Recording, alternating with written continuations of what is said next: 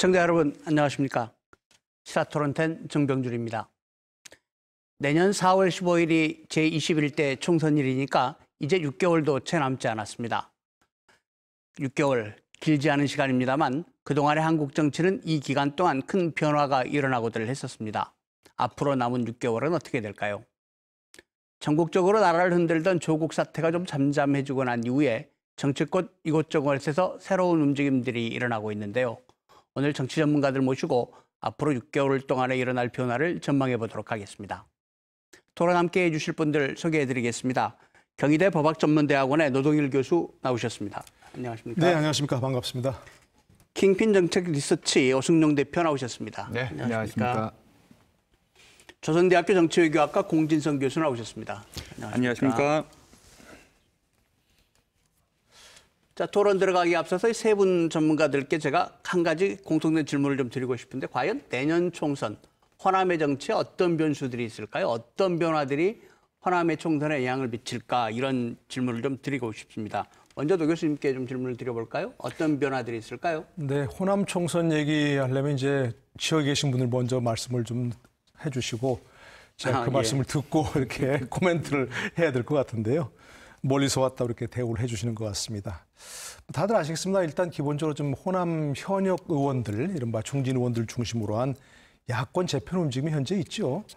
그런 야권 재편이 이제 어떻게 될 것인가, 과연 어떤 신당으로 될 것인가 하는 가능성 문제, 그 된다면 어떻게 어느 정도 영향력을 끼칠 것인가 하는 그런 문제가 있고요. 그에 대응하는 이제 민주당의 어떤 대응 전략이랄까, 공천 문제랄까, 이런 것들이 가장 핵심적인 변수 아닐까 싶습니다. 뭐 잘 아시겠습니다. 호남 지역에서 민주당 지지율 또 문재인 대통령 지지율 다 견고합니다. 조금의 부침은 있지만 전국 어느 지역보다 높은 지지율을 유지하고 있고요.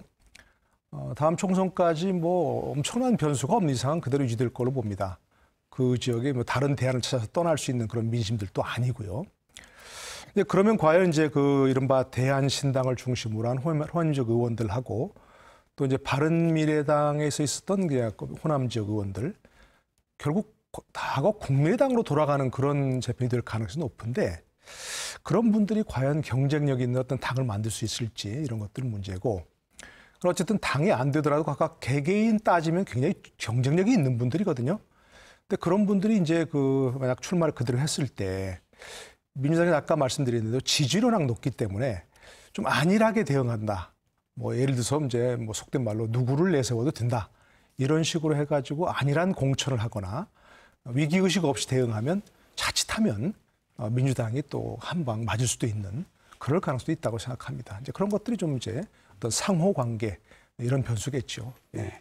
노 교수님께서는 이제 지금 예전에 국민의당 하셨던 분들 사실은 그분들이 지금 둘로 쪼개져서 대한신당 또 바른미래당의 당권파 뭐 이렇게 나누어 계신데 이분들의 움직임 또 혹시 여기서 나오게 될 신당 이런 것들이 어떤 영향을 미칠 것이냐 이게 가장 중요한 변수로 꼽아주셨습니다. 그렇다면 오 대표님께서는 어떻게 생각하십니까? 저도 물론 그런 부분들은 공감을 하는 부분들이 있고요. 네. 다만 제가 조금 보다 주목하고 싶은 부분들은 여론의 흐름인데요. 최근에 나온 여론조사 결과들을 보면 현재의 정당 지지율이 공교롭게도 2016년 10월 모 방송에서 태블릿 PC 최순실 태블릿 PC 보도가 나왔던 10월이었습니다. 2016년 10월의 정당 지지율과 지금 현재의 정당 지지율이 놀랍도록 비슷해졌다라는 겁니다. 바꿔 이야기하면 정당에 대한 어떤 경쟁 구도라든지 지지율이 이미 탄핵 이전 수준까지 왔다라는 거죠. 전국적인 흐름에서는 그렇습니다. 다만 호남에서는 아직까지 민주당이 압도적인 지지를 받고 있는데 사실은 그 당시에도 호남에서의 정당 지지율은 이 정도 수준이었다라는 거죠. 그러면 이것이 선거에서의 선택으로까지 계속 이어질 수 있을 것인가? 저는 두 가지 요인이 호남에서의 어떤 지지, 경쟁 구도와 지지율에 영향을 미칠 수 있다고 보는데 첫 번째로는 역시나 민생 경제 문제입니다. 선거 때마다 결국은 먹고 사는 문제에 대한 집권 여당의 어떤 성적표, 정부의 성적표에 유권자들은 반응해 왔던 전례가 있고요. 또 하나는 특별히 좀 주문해야 될 것, 나비 효과인데요. 어떤 나비 효과냐면 이른바 미국발 나비 효과입니다. 트럼프 탄핵이 지금 현재 진행이 되고 있는데요. 숫자만 계산하면 가능성은 낮은데 여론을 보면 점점 가능성이 높아지고 있다는 거죠. 이게 왜 문제냐면 북미 관계에 악영향을 미칠 수 있습니다. 그러면 그동안 2년 반 동안 문재인 정부가 공들여 쌓아놓던 탑이 순식간에 무너질 수 있다는 거고, 호남에서 문재인 정부에 대한 높은 지지율은 사실은 이 북한에 대한 어떤 그런 부분들이 있는데, 이런 부분들이 한 축이 무너졌을 때 과연 호남의 여론 흐름들이 어떻게 할 것인가, 이런 두 부분에 저는 좀 주목을 하고 싶습니다. 결국은 대통령을 비롯한 현 집권 여당의 지지율이 어떻게 될 건지 거기에 따라서 내년 총선에 영향이 있을 거다. 그 지지율을 결정하는 가장 큰 두 가지 요인으로는 민생 경제하고 남북 관계일 건데, 네, 그렇습니다. 남북 관계에 트럼프 대통령의 탄핵에 영향을 미치게 될 것이다. 사실은 대통령 지지율과 이 트럼프 대통령의 탄핵을 연관시키는 견해는 흔히 들어보지 못한 얘기였던 것 같은데, 차분히 다시 한번 조금 이따 얘기를 나눠보도록 하겠습니다. 공 교수님께서는 어떤 생각을 하고 계십니까?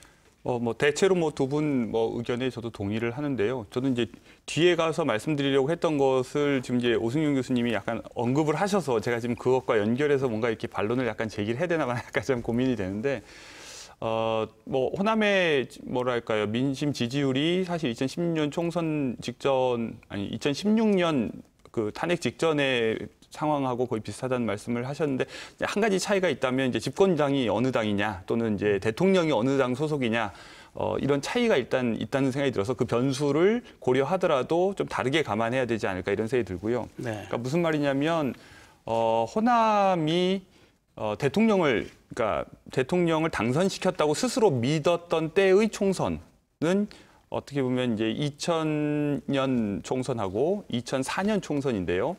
그러니까 본인이 당선시킨 대통령이 현재 있을 때의 총선을 임하는 태도와 이제 반대했던 후보가 대통령으로 있을 때 총선에 임하는 호남민들의 자세가 좀 달랐습니다. 제가 보기에는. 네. 그래서 이제 그런 점을 좀 주목해서 볼 필요가 있을 것 같고요.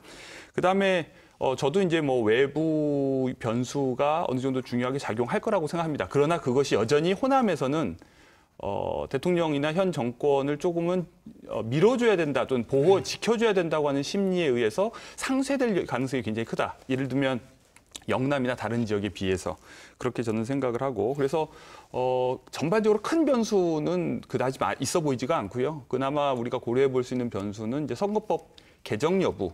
그러니까 개정이 되더라도 현재 패스트트랙에 올라 있는 형태로 개정이 되느냐, 아니면 수정된 형태로 개정이 되느냐, 아니면 아예 통과가 되지 않고 현재의 선거법대로 그대로 이제 선거를 치르게 되느냐. 물론 거기에는 이제 선거구 조정 문제도 다 포함이 되는 거겠죠. 이제 그것들이 가장 내년 선거를 앞두고 정치판을 조금 흔드는 변수가 되지 않을까 이렇게 생각합니다. 네, 선거법 개정에 관련해서는 오늘도 여야 3당 대표들이 만나 협상을 했는데 뭐 얘기가 잘 되는 것 같지는 않습니다. 얘기가 잘 될 거라는 기대를 갖는 것도 조금 그렇지 않나 하는 생각이 든데요. 일단 세 분 토론자들께서 말씀해 주신 세 가지 주제, 그러니까 지금 새로운 신당이 나올 거냐 하는 문제, 그다음에 대통령을 포함한 여권의 지지율이 어떻게 될 거냐, 세 번째는 선거법이 어떻게 바뀌겠느냐, 이 세 가지 주제를 오늘 좀 집중적으로 얘기를 나누면 효율적인 그런 토론이 되지 않을까 그런 생각이 듭니다. 먼저 그러면 정계 개편 문제부터 좀 얘기를 해볼까요? 사실은 굉장히 어제 오늘 이분들이 분주하게 좀 만나고 있다는 기사들이 계속 나오고 있습니다. 노 교수님께서 먼저 문제 제기를 해주셨으니까 어떻게 될 것 같으십니까? 기본적으로 항상 이번뿐만 아니고 선거를 앞두고는 이해 입장이 있었죠. 네. 있었고, 이제 어쨌든 큰 틀에서 보자면 이제 보수 쪽, 진보 쪽, 이른바 이제 그런 쪽으로 통합이 이제 움직임이 가는 것인데, 현재로서 민주당이라는 쪽으로 해서 과거 이제 민주당이 늘 중심이 돼갖고 야권 재편, 야권 후보 단일화 이런 쪽에서는 지금은 이제 그럴 필요가 없는 상황이 됐죠, 민주당으로서는. 그리고 이제 선거법은 일단은 이제 저는 민주당이든 이제 자유한국당이든 현재 개정된다는 걸 전제로 해서 움직여야 된다고 생각합니다, 현재로서. 그걸 놓고 본다면 민주당으로서는 굳이 다른 그 호남 지역 사람들이라든지 의원들이라든지 이런 사람 흡수해서 자꾸 몸집을 올릴 생각을 할 필요가 없는 거죠.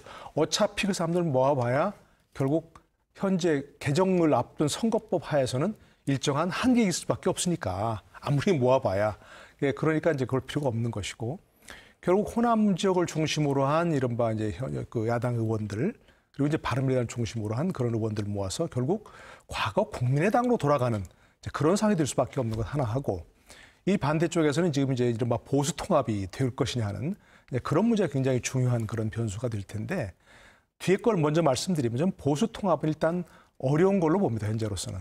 왜냐하면 워낙 입장들이 다릅니다. 말 그대로 보수 통합을 하지 않으면 야권이 참패할 수밖에 없다. 이른바 보수 야권이.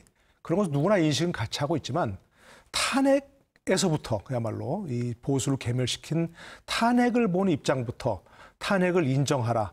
탄핵을 잘못을 인정하라부터 시작해 워낙 스펙이 넓고 함께할 그런 어떤 이 기반이 너무 좁기 때문에 굉장히 어려운 그런 사회가 될 것 같고요. 그래서 그쪽은 저는 별로 희망이 없다고 생각하고 이 호남 지역을 중심으로 한 야권 재편은 가능성이 있다고 생각합니다. 그냥 본인들이 이제 급하게 돼 있으니까. 그런데 이제 일단 국민의당으로 과거 국민의당처럼 돌아가더라도 과거 국민의당과 같은 돌풍은 일어나지 않을 거라고 생각합니다. 그때는 워낙 호남 지역에서 이 반문재인 정서라든지 거기다 또 안철수 의원이라고 하는 대단히 그 어떤 뭐 유망한 그 당시로서는 유망했던 대선주자가 있었기 때문에 국민의당이 이렇게 많은 표를 얻을 수 있었는데 지금은 이제 그런 것이 없고요. 그렇기 때문에 신당 자체로서는 힘을 못 쓰지만 아까 말씀드린 것처럼 그 개개인은 다 그 지역에서는 경쟁이 나름대로 있는 분들이니까 그런 분들이 과연 각계약진할 때 그것이 이제 신당의 힘은 아니지만 개개인의 당선으로는 충분히 이어질 수 있는 가능성이 있다. 저는 그렇게 봅니다. 정치인 개개인의 경쟁력은 있다 이렇게 보셨는데 사실 이제 지난 총선 때 2016년 총선 때 사실 국민의당이 호남에서 거의 돌풍이었지 않습니까? 이 국민의당의 실험이라고 할까요? 사실 실패한 걸로 봐야겠죠? 네. 어떻게 보십니까? 뭐 지금 현재 지지부진한 모습에서 뭐 더 이상의 설명이 필요 없을 것 같고요. 어찌됐건 처절하게 실패를 했는데 실패 후 원인이 어디 있는가는 좀 따져봐야 될 것 같은데요. 저는 성공 원인에 대한 잘못된 진단에서 저는 시작됐다라고 보는데요. 국민의당의 지지가 어디에서 왔는가? 많은 분들이 이제 지역을 말씀을 하시는데요. 조사를 해보고 인터뷰를 해보면 사실은 지역보다는 이념적인 요인들이 더 강했다라는 겁니다. 그것이 물론 지역구에서는 호남 지역의 싹쓸이로 나왔지만 실제로 정당 지지율의 대부분은 수도권 지역에서 정당 투표를 통해서 표출되었듯이 어떤 중도 보수 성향의 유권자들이 그 당시 자유한국당을 대체한 새로운 대안으로서 안철수와 국민의당을 선택했던 거고요. 그것이 정당 투표율에서 민주당을 앞서는 결과로 나왔던 거죠. 저는 이번 선거에서도 노 교수님 말씀하셨듯이 보수 통합 가능성 없다고 봅니다. 이번 조국 사태를 경과하면서 양극단화가 돼서 더 이상 보수 바깥에 새로운 보수 세력을 견인하고 대체할 수 있는 보수 신당이 나오는 것은 불가능해졌다라고 보고요. 그렇다면 결국 남아있는 가능성은 제3지대에서 제2의 국민의당이 됐건 아니면 새로운 뉴 버전의 제3신당 중도통합정당이 됐건 그 정당이 나타날 수밖에 없는데 두 가지 가능성이 다 있다고 봅니다. 우선 더 이상 지난 20대처럼 호남 지역에서 어떤 지역적인 어떤 배경을 가지고 성공하는 제3정당은 21대 때는 기대하기가 힘들 것 같고요. 제가 주목하는 부분은 오히려 수도권인데요. 수도권의 무당파층을 비롯한 중도 성향의 응답자군이 전부 하면 40%까지 응답자에 나오고 있죠. 수요가 있다라는 겁니다. 반면에 호남 지역은 그 3지대 정당에 대한 수요 자체가 없습니다. 그런데 공급은 많은 거죠. 의원들이 대다수가 좀 호남 지역 의원들이고 이제 그런 요인들 때문에 지금 3지대 통합 정당이 제대로 뜨고 부상하고 있지 않아서 그렇지 수요가 있으면 저는 공급은 이루어질 거라고 보고 그렇다면 3지대 신당이 나오는 건 기정사실이고 수도권에서 얼마만큼 이게 될 수 있겠는가인데 민주당 입장에서 봤을 때 역설적이지만 3지대 정당이 선전해주는 게 민주당으로서는 오히려 화장실에서 웃을 수 있는 일이라는 겁니다. 왜냐하면 결국 표를 가져가는 것은 자한당의 표를 가져갈 가능성이 높다라는 거죠. 수도권 지역에서. 아마 그런 복잡한 상황들이 좀 고려가 돼야 될 것 같습니다. 일단 호남만을 생각한다면 제3지대의 어떤 기대 가능성, 그 수요가 지금 당장은 없다 이렇게 네. 보시는 건가요? 네, 그렇습니다. 그렇군요. 그러나 수도권 상황에서는 제3지대가 역할을 할 가능성도 있다. 그렇군요. 어떻게 생각하십니까, 홍 교수? 저는 이제 그 호남 지역에서 이른바 야당에 대한 수요가 없다는 말에는 동의하기가 어렵고, 네. 그러니까 야당에 대한 수요는 늘 있는데 문제는 공급자 측면에서 공급이 지금 늘 안 되고 있었던 거죠. 그냥 당선 가능성이 낮기 때문에 역량 있는 인물들이 그 당으로 뛰어들거나 또는 새로 당을 만들려고 하지 않았던 것도 있고, 그 다음에 뭐랄까 여러 가지 제도적인 한계 때문에도 호남에서 야당을 만들려고 하는 것이 이제 쉽지 않았죠. 그러나 사실 지금 여론조사도 보면 민주당을 지지하거나 또는 조국 사태 때 여전히 뭐 대통령을 지지하거나 조국을 뭐 지지하는 이런 여론들이 대개 한 60% 안팎에서 이렇게 머무르고 있거든요. 그러니까 과거에 박근혜 대통령을 찍었던 10%를 제외하고 보면 여전히 한 30% 정도의 다른 성향을 가진 지지자들은 있습니다.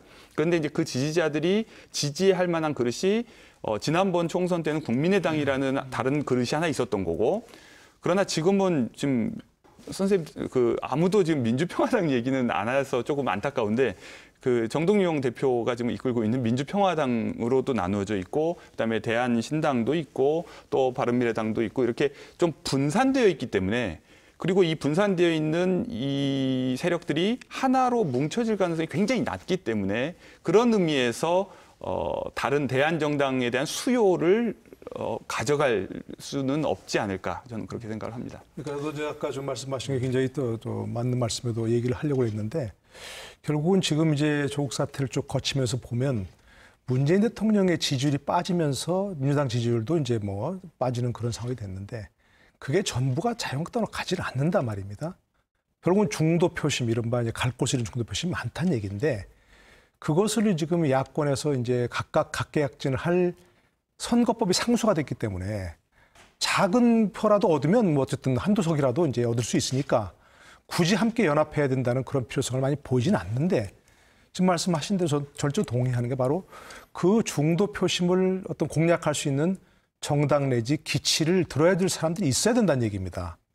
그러니까 저는 유승민 대표가 이제 유승민 전 의원이 지금 얘기하는 것이 자꾸 뭐 자유한국당과 통합하려고 하는 그런 움직임을 보여서는 안 되는 것이고, 차라리 정말로 처음에 이제 그 바른미래당을 처음 했을 때 기치처럼 중도, 그야말로 뭐 건전 보수와 이제 뭐 어떤 참신한 진보 세력 이렇게 함께 모여서 어떤 중도 세력을 공략하자, 이런 쪽으로 가져야 뭔가 그래도 민주당도 아니지만 그렇다고 자유한국당이 절대 찍을 수 없는 이런 표심들이 모여질 텐데, 그런 것은 별로 없는 것 같아요. 또 보수 쪽도 완전히 자유한국당과의 통합을 어떻게 할 것인가만 자꾸 얘기하는 것이지, 그런 것을 아예 절연해버리고 연을 끊어버리고 새로운 어떤 제3지대를 우리가 개척하겠다, 이런 쪽으로 가야 되는데, 유승민 의원 같은 경우는 그래도 뭐 참신한 이미지를 가지고 있는데 불구하고 그런 쪽은 공략을 안 한 것 같아서 그 부분은 조금 아쉬운 부분이 있는 거죠. 전국적 상황에서는 유승민 의원의 움직임도 관심도 가고 합니다만, 이제 호남 상황에서는 지금 사실은 바른미래당이 일부하고 대한정당이라고 하는 팀이 뭔가 만나서 그림을 그려낼 수 있겠느냐, 이게 이제 좀 궁금하고 관심거리가 될 것 같은데, 그렇게 좀 이제 공 교수님께서는 민주평화당도 말씀하셨는데 민주평화당하고까지 합쳐질까요? 어떻게 보십니까? 만들어질 가능성은 있어 보이십니까? 근데 만약에 이제 그런 분들이 모인다 하더라도 네. 그분들의 초점이 호남 공략에 초점을 두면 안 되는 거죠. 호남 몇 석 된다고 그걸 가지고서 자꾸 뭐 땅 뺏어 먹게 하면 안 되는 것이고. 그런데 현역들이 다 이쪽 출신이니까. 그러니까요. 이제 그런 분들이 그런 분들만 모인 백패는 아니지만 어쨌든 크게 돌풍을 일으킬 가능성은 없다는 얘기입니다. 당 차원에서는. 네. 그게 이제 그러니까 지난번 돌풍의 핵심적인 것은 안철수로 대표되는 탈호남 가능성이었습니다. 그러니까 사실 민주당이 지금 다시 호남에서 지지를 받는다면 그것은 민주당이 호남에 머물러 있는 정당이 아니라 전국 정당이기 때문이거든요. 호남 유권자들은 기본적으로 지역 정당을 원하지 않는다고 저는 생각을 합니다. 왜냐하면 고립되는 것은 원하지 않거든요. 그리고 집권하기 위해서도 전국적 규모를 가져야 되고, 그래서 그런 것을 뭔가 상징적으로라도 보여줄 수 있는 인물이 중심이 돼서 통합을 이끌어야 되는데, 그렇지 않고 한다 그러면 그거는 별로 이렇게 기대를 일으키기는 어려울 거라고 생각합니다. 그러니까 오히려 호남의 지지보다는 탈호남할 수 있는 가능성이 더 중요하다, 이렇게 그렇죠. 보시는 거군요. 상징적으로라도. 그래서 이제 두 가지 흐름들이 신당 추진파 내에 존재하고 있는데요. 첫 번째 흐름은 이런 독자적인 생존의 가능성이 낮기 때문에 우선 세력을 키워서 우리가 가진 파일을 키우자, 강화시키자.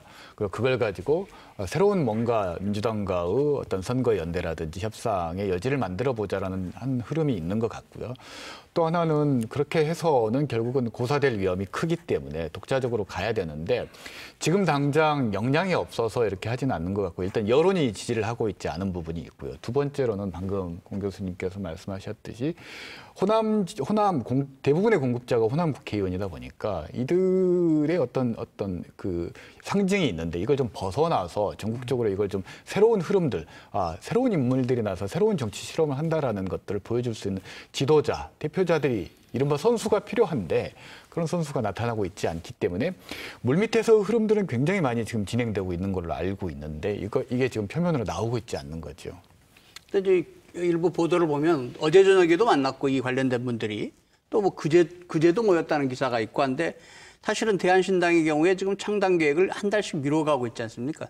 맨 처음에 선언했던 그림대로 잘 안 되고 있다 이렇게 봐야 될 것 같은데 이 부분도 좀 궁금하네요. 안철수 대표 돌아와서 참여할까요? 어떻게 보십니까?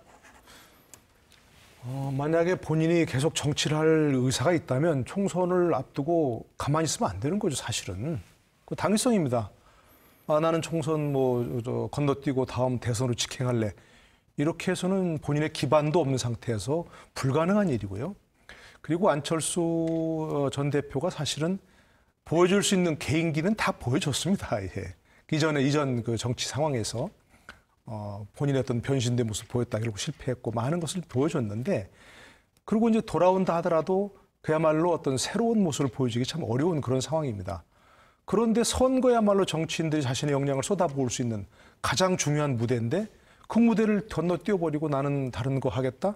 이렇게 하면 정치하지 않겠다는 의미나 마찬가지니까 지금 당장은 아니더라도 내년 총선 어떤 즈음해서는 저는 분명히 등판할 거라 생각합니다. 그리고 또 등판을 해야 본인이 정치를 하겠다면 정치하지 않고 이제 IT 기업으로 돌아가겠다면 모르겠지만 그게 아니고 뭔가 정치를 통해서 대한민국에 유의미한 기여를 하겠다고 본인이 마음 먹었다면 저는 좀 반드시 돌아와서 총선에 뭔가 기여를 해야만 본인의 기반을 다지고 그리고 앞으로 그걸 작은 기반으로 하더라도 결국 오랜 어떤 정치를 경력해서 당장 무슨 대통령이 된다 그런 것 욕심 부리지 말고 정치를 통해서 하나하나 이루어가면서 그걸 기반으로 해서 나중에 더 꿈을 꿀 수 있는 그런 것이 가능하다고 생각합니다. 그렇지 않고 그냥 총선에서 미국에서 관전평이나 하겠다 이렇게 하면 의미가 없는 거죠.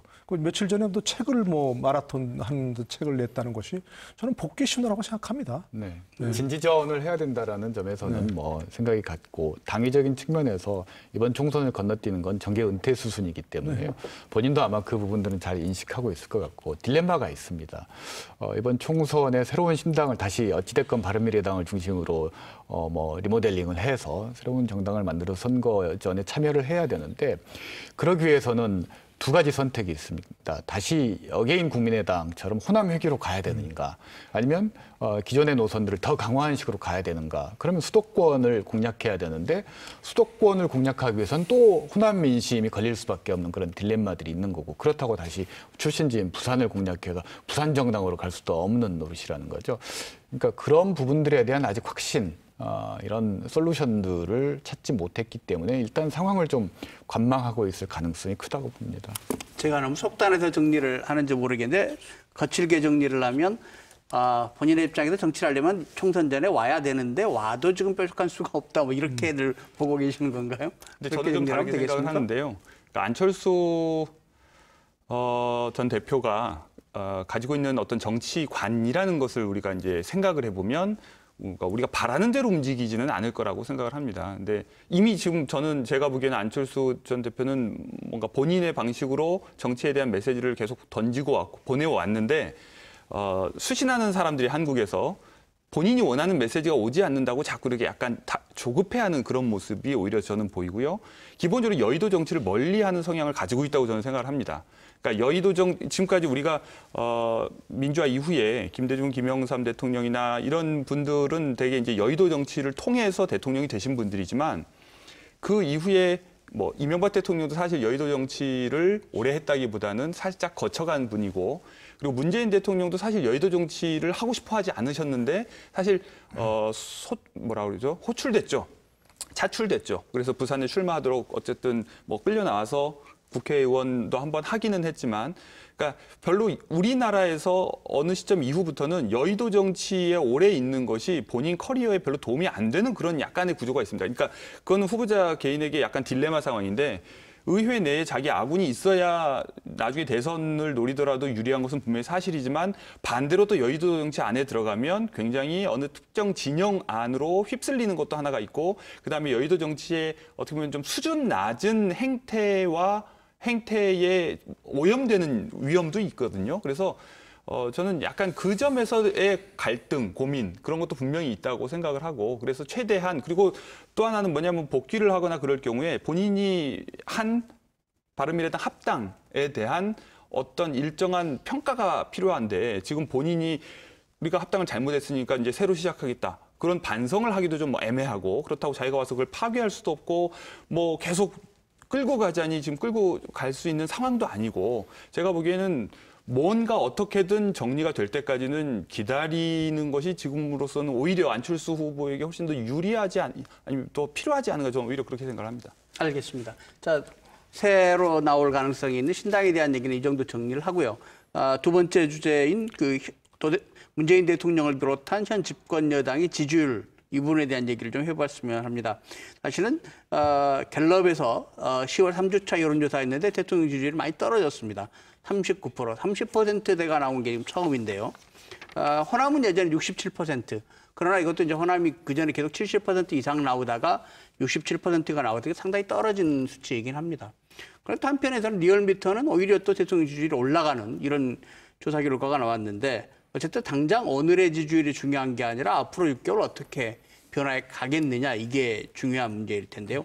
이 문제는 오 대표님께서 문제 제기하셨으니까 먼저 발언을 해주시겠습니까? 우선 여론조사가 상반되게 나온 부분들은 통계학적으로 보면 전제는 이겁니다. 전제는 두 여론조사 기관이 공정하게 조사를 했다라는 전제 하에서 말씀을 드리는 겁니다.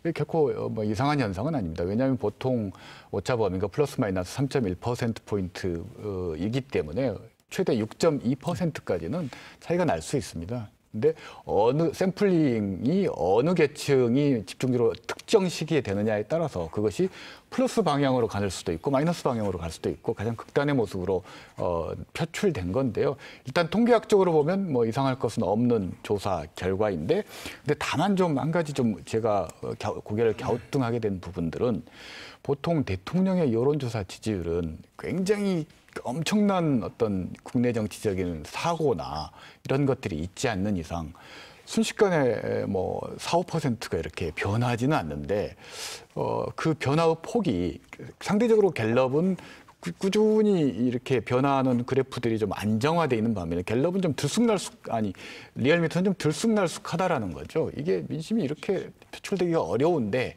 그런 부분에서는 약간 좀 의구심이 가는 부분들이 있습니다. 문재인 대통령 지지율이라는 것은 약간 좀 이제 두 회사뿐만이 아니라 다른 여러 회사의 그 질문지를 보면 조금씩 차이가 있습니다. 특히 갤럽 같은 경우는 그래서 일부러 얘기를 해놨더라고요. 이 부분은 대통령을 지지하느냐 하는 그게 아니라 대통령의 직무수행 평가다. 직무수행에 관해서 긍정적으로 평가하느냐 부정적으로 평가하는 그것이지 대통령에 대한 개인적 지지율이 아니라는 걸 아예 명시를 해놨더라고요.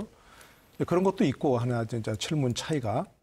또 한 가지는 이제 그 A 회사에는 이렇게 나오는데 B 회사는 이렇게 나오냐, 왜 다르냐, 이건 의미가 없는 얘기입니다. 전혀 의미가 없는 얘기고, A 회사에서 그동안 쭉 지지해왔던 똑같은 방식으로 했는데 40% 나왔다가 30% 나오는, 그것은 의미가 있다, 이렇게 이제 평가를 해야 되는 거죠. 왜 그러냐 하는 것은. B 회사 역시 마찬가지고요. 역시 저 추세를 봐서 어떤 뭐 하향 추세라든가 하향 추세였다가 갑자기 뭐가 반등하면 뭐가 때문에 그런가, 이건 따져볼 수 있지만 A 회사와 B 회사야 왜 차이가 나냐, 그건 이제 의미가 없는 얘기라는 거 말씀드리고요. 아까 말씀드린 이제 그 설문에도 차이가 있는 것이고, 또 한 가지는 그때 상당히 보면 그 홈페이지 들어가 보면 응답률에서 상당한 차이가 납니다. 응답률에서도 어떤 경우는 10%가 넘는 경우도 응답률이 나오고, 어떤 경우는 이제 5.몇 % 나오는 경우도 있고요. 그러니까 그런 것에서 좀 차이가 있을 수 있는 부분인데, 어쨌든 뭐 이 호남 지역 보면 뭐 아까 얘기한 조금 차이는 있지만 지지율은 견고하고요. 지지율세는. 그것이 다른 데로 자유한국당이라든지 아니면 다른 정당으로 옮겨갈 가능성은 현재로서는 없습니다. 현재로서는 없고. 그렇기 때문에 내년 총선에서도 별다른 이변이 없는 한 문재인 대통령과 민주당을 지지하는 그 호남 민심은 그대로 어떤 호남의 의석수로 표출될 수밖에 없다는 겁니다. 그런데 이제 또 한 가지 변수가 바로 선거법 개정이죠. 선거법 개정에도 아까 상수라고 말씀드린 저는 그대로 될 걸로 보는데 그렇다면 호남에서 의석이 대폭 줄어들지 않습니까? 그러니까 민주당도 호남을 기반으로 하지만 수도권에서 선전을 해야 되는 것입니다. 그게 호남민들의 또 바람이고요, 그게. 민주당을 호남이 지지했는데 그걸 호남 지역 정당으로 고립되는 걸 원하지도 않고 그래서도 안 되는 거죠. 그러니까 그걸 바탕으로 해서 서울과 수도권에서도 또 영남 지역에서도 선전을 해줌으로써 원내 일당이 되고 그래서 안정적으로 국정 운영을 끌어가야 한다.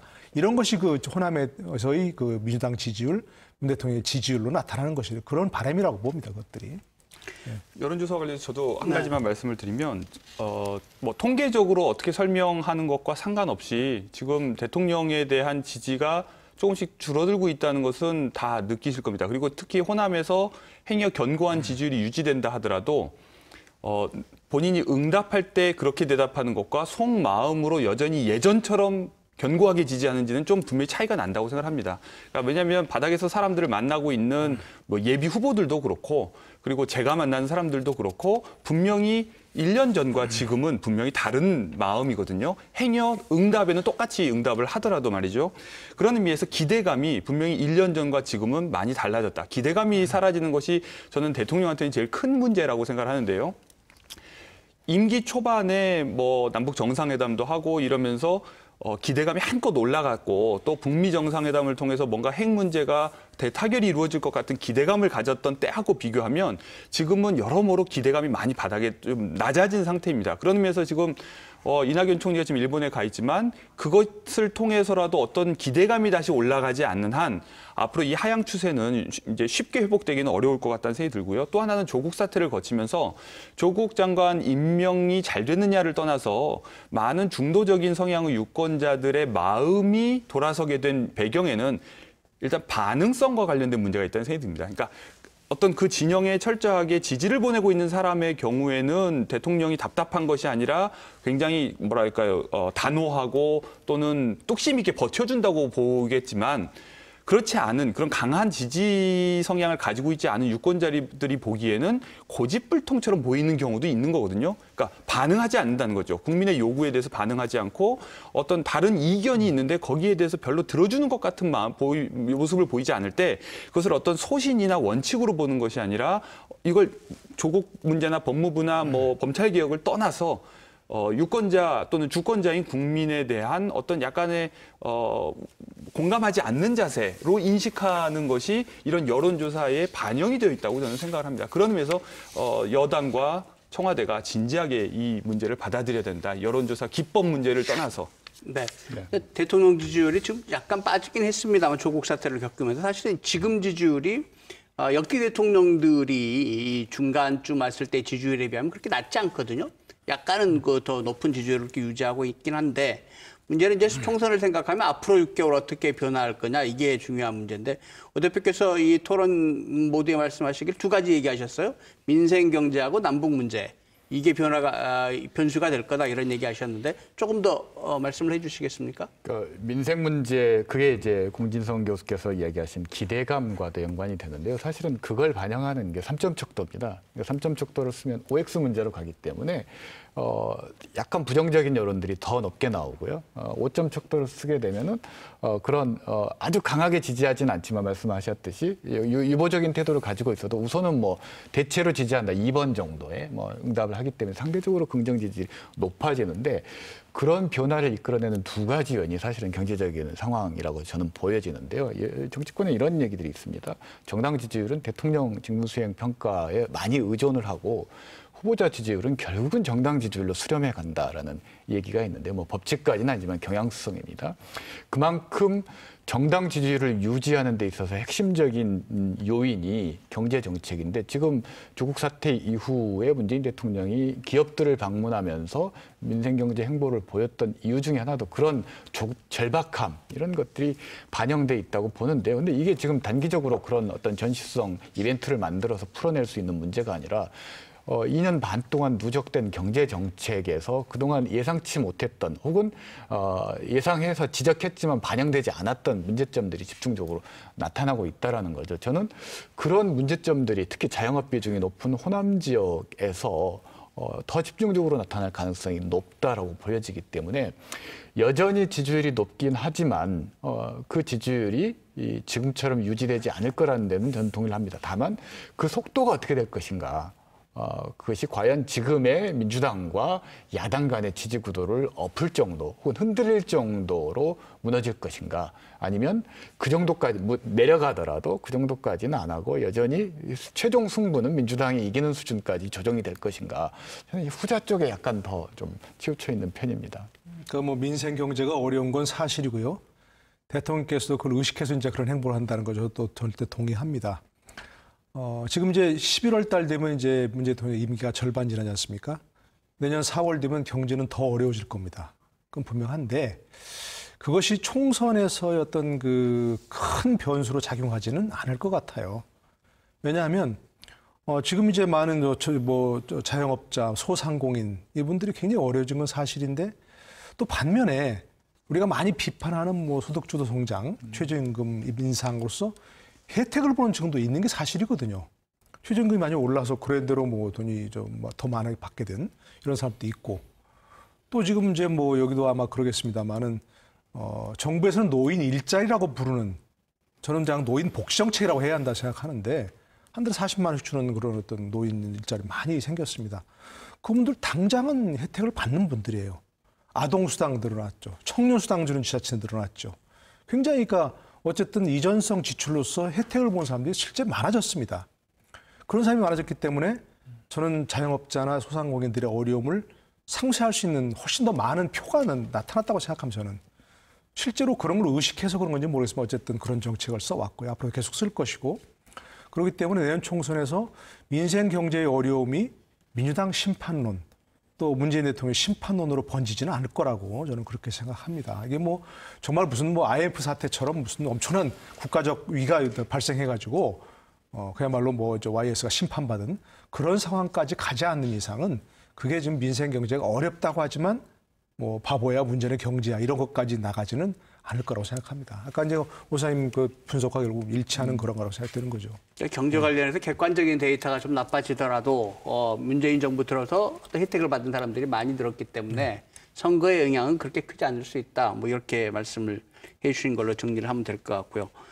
북한 문제는 어떻게 될까요? 아까 뭐 트럼프 탄핵까지 연관해서 말씀해 주셨는데. 지금 이미 그 시작이 됐다고 보는데요. 오늘이었나요? 북한이 지금 금강산 관광 시설에 대해서 전부 철거해라라는 김정은의 특별 지시 내려졌다라는 뉴스 보도가 나오고 있는데요. 그게 단순히 이제 우리 정부에 보내는 메시지 측면이 있습니다. 그것은 기존의 북미 협상을 주도하면서 이른바 중개자 역할을 문재인 정부가 자임을 했었는데 그 역할에 대한 불만들이 북한의 불만들이 표출되고 있는 것이라고 저는 보여지고요. 즉 문재인 대통령을 통해서 들었던 미국의 의중과 미국의 어떤 방향과 실제 본인이 지금 체험하고 있는 게 다르다라는 거죠. 그런 불만 표시들을 지금 계속 그렇게 하고 있는 것 같고요.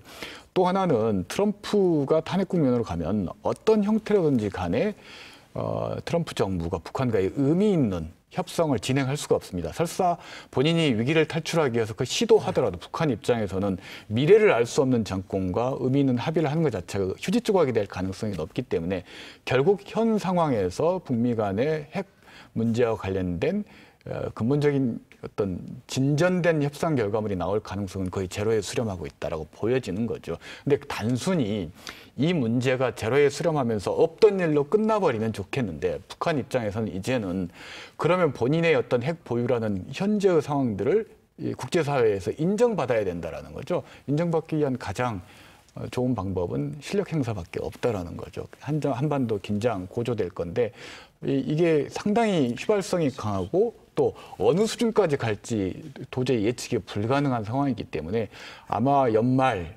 전국에서 이런 핵 문제가 북미 관계뿐만 아니라 국내 정치까지 총선까지도 저는 영향을 미칠 가능성이 높다고 봅니다. 사실은 북미 문제는 우리나라 대통령이 그 영향을 발휘할 수 있는 공간이 넓지 않은 이제 그런 문제인데 하여간 이 말씀 잘 들었습니다.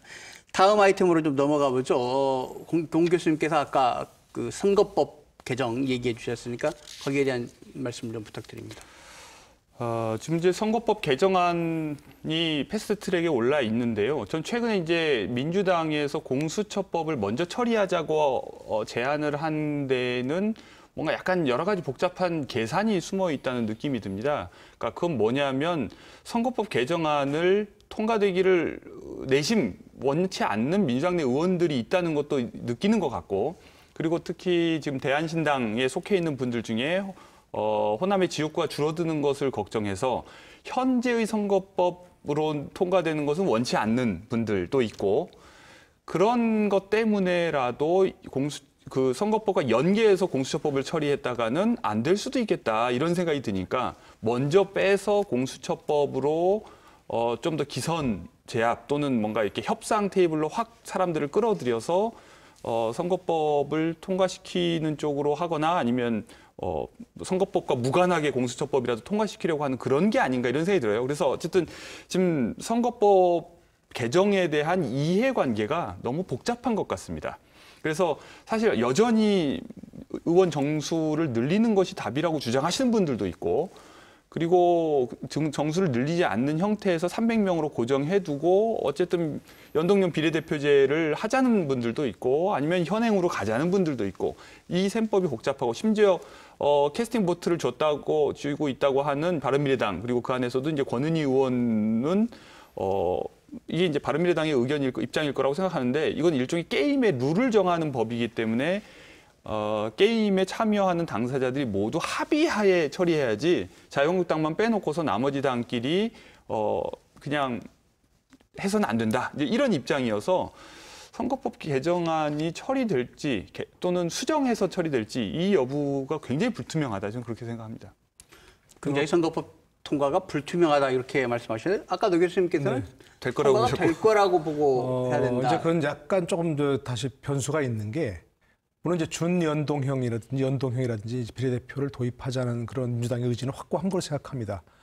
왜냐하면 아까 말씀드린 대로 그렇게 되면 어느 정당도, 그러니까 제1, 2당인 지금 이제 민주당도 한국당도 결국 과반수를 절대 넘을 수가 없습니다. 그럼 나머지는 대개 이제 정의당으로 수렴할 수 있는 그런 것이 될 것이고요. 나머지 좀 이제 군소정당이 이제 살아남을 수 있는 부분인데, 지금 말씀하신 대로 굉장히 속내는 다 복잡합니다. 지금 그대로 하면 지역구가 대폭 줄어들고, 대폭 줄어들면서 그럼 또 선거 획정을 또 어떻게 할 것인가 하는 시간도 쫓길 수 있고 굉장히 복잡한데, 제가 선관위 때 제가 물어보니까 한 10석 내외로 줄어든다면 이미 시뮬레이션 다 돼 있다는 겁니다. 바로 돼 있어서 과거처럼 뭐 획정 가지고 복잡하게 할 것이 없다 이렇게들 얘기하는데, 저는 서로 이제 만약에 정말로 마지막까지 협상을 가서, 지금은 서로 꺼내기를 어려워합니다. 누구도 먼저 고양이 목에 방울 달자는 말을 못 하는데, 한 30석 정도 늘리고 그걸로 비례대표를 주고 비례대표를 늘리는 것으로 해서 연동형이라는 걸 대폭 보강을 하고, 그리고 지역구는 현행대로 가자. 이런 쪽으로 가지 않을까 하는 그런 생각이 듭니다, 이게. 그럼 결국은 이제 지역구는 그대로 가면서 아무런 문제가 없이 가고 비례대표만 늘리고 그걸 결국 연동형으로 이렇게 나누는 거니까 누구도 반대하지 않을 아주 행복한 결과가 되거든요. 국민들은 이제 반대하겠죠. 국민들은 왜 의원 정도 늘린지 안다고 해놓겠냐. 결국 그러나 잠깐 욕을 먹더라도 그렇게 하는 게 본인들이 가장 실리니까 그렇게 하지 않을까 싶어서 공수처법도 그러면서 스무스하게 통과시키고 그러려는 건 아닌가 하는 그런 생각을 저는 좀 하고 있어서, 그게 저는 선거법은 어떤 형태로든 개정이 될 거라고 보거든요. 그러니까 연동형이라는 걸 도입할 가능성은 저는 굉장히 크다고 생각합니다, 여전히. 저는 좀 부정적으로 보는데요. 예. 뭐 큰 차이는 아닐 거라고 봅니다. 찬반에 뭐 보통 2 내지 5표 차이 이렇게 많이 전망을 하시던데요.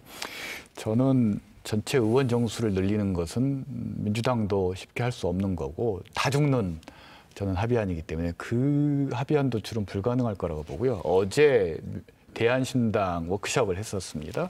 워크숍에서 뭐 지금 패스트트랙 나와 있는 3개의 법안에 대해서 합의 처리하겠다라는 입장 발표됐고, 선거법과 관련해서 합의 처리하겠다, 찬성한다, 그런 단서 조항이 있습니다. 지역구는 조정해야 된다 였다는 겁니다. 지역구를 조정하는 방법은 노 교수님이 아이디어를 주셨던 그 방법이 있고요. 근데 그 방법은 누구도 말을 꺼내지 못할 겁니다. 그러면 할 수 있는 방법은 비례대표 75석 지금 돼 있는 것을 줄이는 방법이 있습니다. 그러면 연동이라는 게 아무 설마 의미가 없는 그렇게까지 거죠. 두 가지 하나를 선택해야 네, 되는데 어느 쪽도 힘들어졌다라는 거죠. 그렇죠. 결국 그 말은 이 선거법의 합의 처리는 어려워졌다. 대한신당이 그 얘기를 했다라는 건 바른미래당의 호남 의원들도 공감대가 있다라는 얘기고요. 바른정당계는 애초에 선거법 이 개정에 대해서 반대를 해왔기 때문에 결국 표 계산을 해보면 선거법 통과가 어려워졌다는 거죠. 민주당 내에서도 반발하는 분들이 있고요. 아마 그래서 공수처법을 먼저 처리하자. 왜냐하면 그건 검찰개혁, 사법개혁이라는 명분이 있기 때문에 아마 민주당이 그걸 얘기를 한 것 같고요. 선거법을 먼저 처리해서 부결이 되는 공수처법도 같이 위험해지기 때문에 아마 그런 게 있고 또 하나는 내년 총선 전략과 관련해서 설사 그렇게 해서 공수처법이 부결되더라도 민주당은 나쁠 게 없습니다. 왜냐하면 구도가 명확해진다라는 장점이 있습니다. 선거는 어찌됐건 정권 심판론이 작동할 수밖에 없는데 야당 심판론을 민주당이 아주 효율적으로 동원할 수 있게 되는 겁니다. 사법개혁에 저항하는 세력이라는 의미에서 자유한국당은 심판해야 된다라는 야당 심판론을 아주 설득력 있게 만들 수 있기 때문에 저는 그런 복합적인 의도들이 포함되어 있지 않겠는가 봅니다. 공수처법이 서로 부결이 되더라도 민주당의 선거 전략에 나쁠 게 없다. 네네, 그렇습니다. 그렇게 생각할 수도 있는 거군요. 그런데 오늘 지금 소위 소수 야당이라고 할까요? 한 5개 정당이 모여서 공수처법만 먼저 통과하는 건 안 된다. 이렇게 또 집회도 하고 했단 말이죠. 그래서 공수처법을 민주당만 밀어붙이기 쉽지 않은 상황인 것 같은데. 그러니까 바로 저는 이제 그 점을 지적하는 거거든요. 만약에 공수처법을 먼저 하고 선거법을 반드시 처리하겠다고 민주당이 약속을 하더라도 우리나라에서 뭐 합의하고 사인까지 해도 뭐 내일 아침에 나 모른다고 하는 그런 일이 흔한데 과연 구두 약속하고서 그걸 어떻게 하겠냐는 거죠. 그리고 지도부에서 아무리 확약을 하더라도 각각 개별 의원들이 내 지역구 줄어드는데 난 반대할 거야 이러면 어떻게 하겠습니까? 그거를 또. 그 공개 투표하게 돼 있고. 그러니까 그것은 저는 아마 그렇게 처리한다면 민주당으로서 물론 선거 전략으로서야 하겠지만 지금 그렇게 돼버리면 내년 4월 총선에서 여전히 무슨 검찰개혁이 화두가 될까? 저는 그렇게 생각지는 않습니다. 우리들이야 사실 뭐 전문가들 얘기하는 사람들이야 뭐 검찰개혁, 공수처 뭐 굉장히 뭐 얘기를 하지만 일반 국민들, 아까 이제 민생 얘기하셨지만 그 일반들 먹고 사는 문제가 급한 분들한테 그게 뭐가 그렇게 대단한 거 이슈라고 하면 저렇게 대단히 피부에 와닿지 않은 문제거든요. 그러니까 저는 모르겠습니다. 아니면 저는 이제 좀 그야말로 뭐 정치 어떤 그 역학관계를 고려한다면 저는 솔직한 속마음은 민주당도 자유한국당도 늘려서 서로 스무스하게 다 처리하는 걸로 그것도 선거법도 잘 처리하고 그 대신 공수처법도 뭐 똑같은 형태든 아니면 조금 다른 변형된 형태든 검찰개혁법도 통과시키고 그러면서 서로 해피엔딩을 맞는 게 행복하게 서로 맞는 크리스마스를 맞는 그런 거 아닐까 싶어서 저는 의구심을 갖는 거예요. 그런 내년 의심을. 총선과 상관없이 가장 우리가 합리적으로만 접근하면 그렇게 합의해서 처리하면 정말 이상적인데 문제는 그렇게 했을 때의 득실을 각자 계산해서 결국은 어긋지게 딴지를 걸고 있는 거죠. 그렇기 때문에 그렇게 합의 처리가 결코 쉬울 것 같지는 않습니다. 그렇습니다. 뭐 만약에 그런데 말이에요. 공수처법도 안 되고 그럼 공수처법 안 되면 선거법도 안 되고 그렇게 되면 사실은 사법개혁도 못하고 정치개혁도 못하고 지금 또 재벌개혁 안 한다는 비난도 있는데 그러면 정말 내년 총선에서 여당이 어려워지지 않을까요? 그런 생각은 혹시? 그런데 반대로 공수처법이 통과가 되면 자유한국당은 뭐라고 그러냐면 본인들이 다수당이 돼서 그것을 다시 되돌려 놓겠다고 얘기할 수도 있는 거고요. 반대로 공수처법이나 선거법 개정안이 통과가 안 되면 민주당은 오히려 본인이 그러니까 다수당이 돼야 된다고 주장할 수 있는 근거는 충분히 되죠. 그렇게 되면 그리고 의회 과반을 차지하지 못해서 일어난 일이니까요. 글쎄요, 우리가 지금 정치를 너무 정략적으로 보고 있는 건 아닌가요? 이렇게 되면 국민은 과연 어떤 의미가 있을까요? 아니, 그러니까 꼭 그런 어떤 무슨 선거만을 계산하는 정략적 의도로 그렇게 얘기하는 거라고만 볼 수는 없고 반반인 거죠, 사실. 우리가 다수가 되어야 사실 옳은 일이라고 믿는 것도 할 수 있는 거고 그러나 동시에 다수가 될 수 있는 가능성이 있다면 때로는 남에게 불리한 일도 얼마든지 옳은 일이라고 주장하면서 또 밀어붙일 수도 있는 거고 이게 섞여 있는 게 정치 현실이죠. 그러니까 공수처법을 먼저 표결에 붙여서 통과가 된다면 민주당으로서는 정말 다행이죠. 다행스러운데 만에 하나 거기서 이제 그것까지 부결돼 버리고 나중에 선거법도 처리 못하는 그런 상황이 된다면 민주당으로서는 굉장히 어려운 상황에 오히려 처하게 되죠. 물론 이제 총선에서 뭐 검찰개혁을 해야 한다는 그런 고언 대세를 있지만 그때까지 시간은 먼데 당장 그때까지 정치적 부담은 굉장히 크고 도대체 무슨 전략을 그렇게 짰느냐 하면서 오히려 뭐 이른바 그 자유한국당을 제외한 여야 사당 공조는 깨지면서 정치적 부담은 더 커져버리는 그런 상황이 될 수도 있으니까. 조국 사태가 내년 총선의 어떤 구도의 힌트라고 저는 생각을 하는데요. 상식적으로 보면 대통령이 이 청문회에서 나온 의견들을 수렴해서 조치를 취했으면 이렇게 60일 가까이 전국이 혼란스럽지는 않았다라는 거죠. 근데 이 공수처법, 선거법도 저는 마찬가지라고 보는데요. 합리적으로 협의해서 타협안이 나올 가능성 저는 매우 낮게 봅니다. 역시 정치가 참 쉽지 않고 또 어쩌면 정말 전문가들일수록 정치를 그렇게 긍정적으로 보지 못하는 그런 현실이 아닌가라는 생각이 듭니다. 네, 내년 총선 6개월 앞두고 오늘 토론 가졌는데 전문가들의 많은 의견들이 시청자들이 정치를 이해하는 데 큰 도움이 되셨을 거라고 그렇게 생각이 듭니다. 네, 오늘 토론 함께해 주셔서 감사합니다. 예. 네, 조국 사태와 관련해서 시민들이 거리로 많이 뛰어나왔습니다. 그런데 이렇게 거리로 나온 시민들이 보여주는 것은 우리나라의 대의 정치가 제대로 작동하지 않고 있다. 이런 걸 보여주는 것이 아닌가라는 생각이 듭니다. 내년 총선을 앞두고 있고요. 또 내년 총선에 대비한 선거법 개정도 논의되고 있습니다.